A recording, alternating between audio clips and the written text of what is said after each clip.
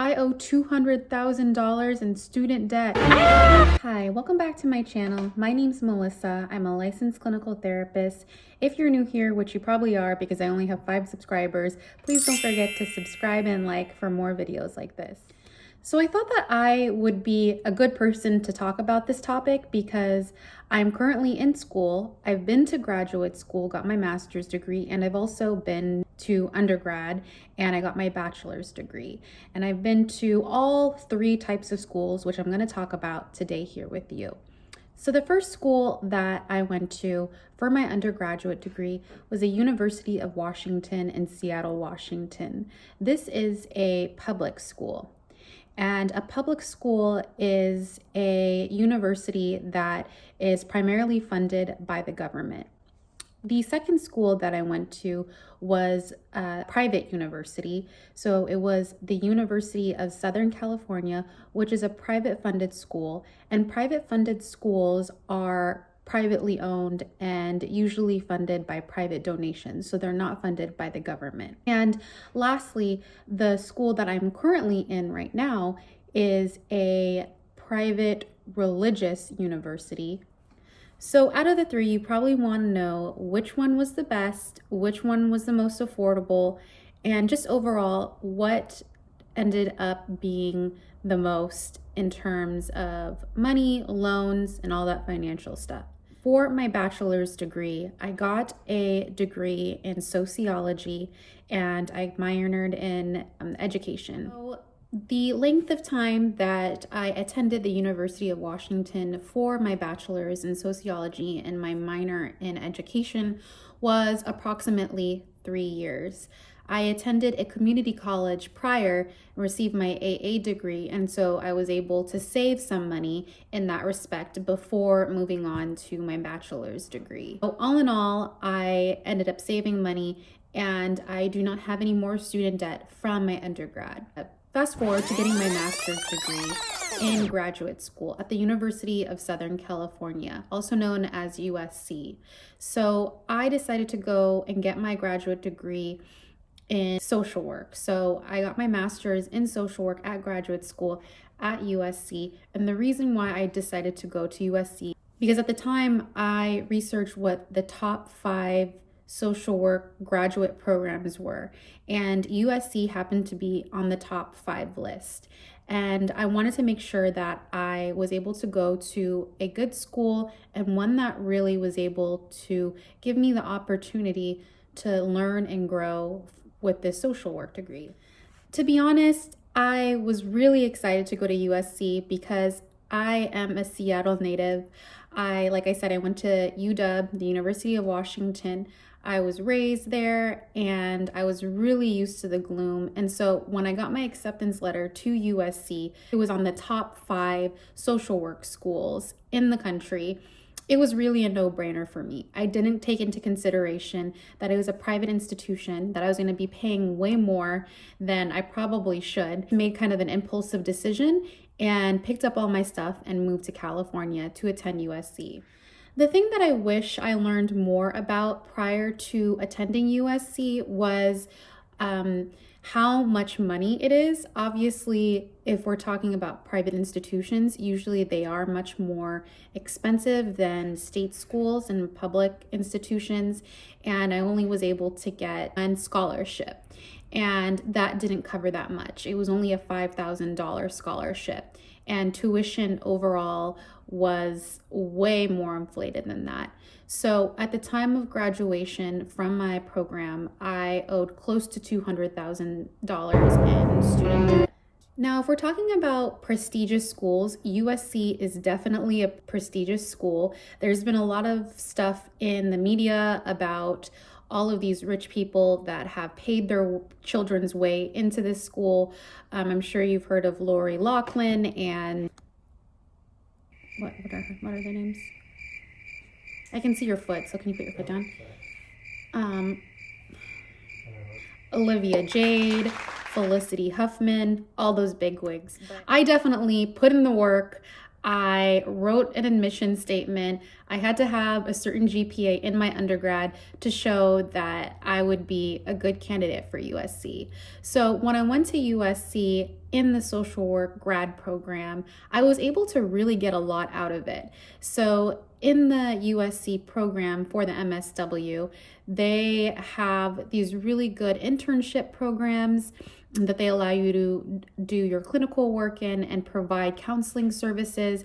And so I feel that if I went to a different school, I may not have had the opportunity to intern, for example, at Cedars-Sinai, the Samuel Ocean Cancer Center, where I was really able to learn skills in providing direct therapy to those that were diagnosed with cancer. I also was able to intern at LAUSD, Los Angeles Unified School District, at one of the middle schools and provide school social work counseling.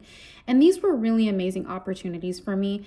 When I did meet other interns that were at these sites, some were at state schools as well, like Cal State Dominguez Hills or Cal State Northridge, I believe. So I think that they were able to also have the opportunity to intern at these places. But the difference with USC was really the Trojan Network, because I did notice that when I was interning at these facilities, there were a lot of social work graduates or other mental health professionals that had gone to USC, and it really helped form that rapport with the community because they were interested in getting to know a USC student, which was me at the time. And so I really enjoyed having that special network and that rapport, and that really helped me, I think, also in just kind of planning my roots in California and having that prestigious title come along on my resume. So here I am now in 2020. It's about to be 2021. I graduated from USC with my master's degree in social work in 2012. So it's almost been a whole decade later, and I'm sure, as you can guess, I have not paid off the $200,000 in student debt. So that's something that I think about all the time. Was it worth really going to USC or going to a prestigious school, have all of this debt? So the short answer to that question is yes, maybe. So if you're not familiar with the public loan, this is like a tongue twister. The PSLF. If you're not familiar with the PSLF, or the Public Student Loan Forgiveness Program. No, public service. Oh, public service. So if you're not familiar with the PSLF, it is the Public Service Loan Forgiveness Program. Is that it? Yeah. Okay. The Public Service Loan Forgiveness Program. Basically what that is it is a special program for students, or I should say for those that have graduated, that have accrued a certain amount of student loan debt. And if you are currently working in public service area or for the government, then you can get your loans forgiven. You have to be in that specified job for 10 years, and you have to keep up with the payments and submit them all. So although I do have that amount of student debt, because I work for a governmental organization, I am hoping that I will soon have those loans forgiven. Okay, so now I'm going to talk about the university that I currently attend, which is Regent University. Regent University is a private Christian university, and I'm currently attending the Psychological Studies and Counseling PhD program. So although I am a licensed therapist now, I wanted to go back and get my PhD. Because I have a master's in social work, I was able to provide some counseling services, but you're not able to actually be a licensed clinical therapist until you get your licensure hours and sit for the licensing exam. So I am a licensed clinical social worker in the state of California, which doesn't require a dissertation or a particular area of focus. The reason why I wanted to continue my education and actually get a PhD is because it would allow me to really hone in on those research skills that I felt were lacking, as my program at USC was very clinically heavy and not so much research based. Being in my career now, I realized how important research is and how much I want to make a contribution in a macro level, because at the end of the day, that does affect more micro level type of work.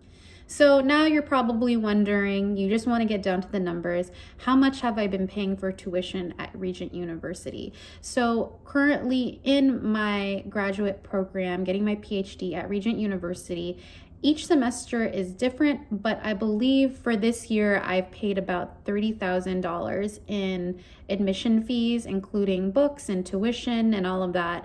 I am currently taking out more student loans for that, so this is not like me privately paying. But luckily, Regent University, I did a lot of research on different schools before applying for my PhD programs, and I found that Regent is one of the lower costs in admissions in private institutions. And the other thing that I like about it is because it is a religious university, it really allows me to practice the theology aspect of grief and loss, which is what I'm really hoping to do more research on. So that was a lot of information, and I really appreciate you sitting through that. The main thing that I took away from all my experiences with school, with universities, with colleges, is that you should really do the research, and it really depends on the program that you're looking for. For example, when I went to USC, I was going to social work school, and I wanted to go to a top 5 graduate program for social work, and USC offered that. But if this is just an example, you want to get your graduate degree in chemistry or something like that, USC might not necessarily have the best chemistry graduate program, so you might want to look elsewhere. So really do your homework. At the end of the day, I really do believe that USC was able to give me that Trojan network, and that's something that people in Southern California talk about a lot, because there are a lot of fellow Trojan graduates, and it's fun to meet those fellow USC graduates, and we can talk and kind of reminisce about USC and all of that. And again, on the other hand, even though I do have $200,000 in student debt, hopefully it will be forgiven. And so if you're hoping to go to a private institution that costs a lot of money, or a prestigious school that costs a lot of money, you can always think about looking into the PSLF that I talked about earlier.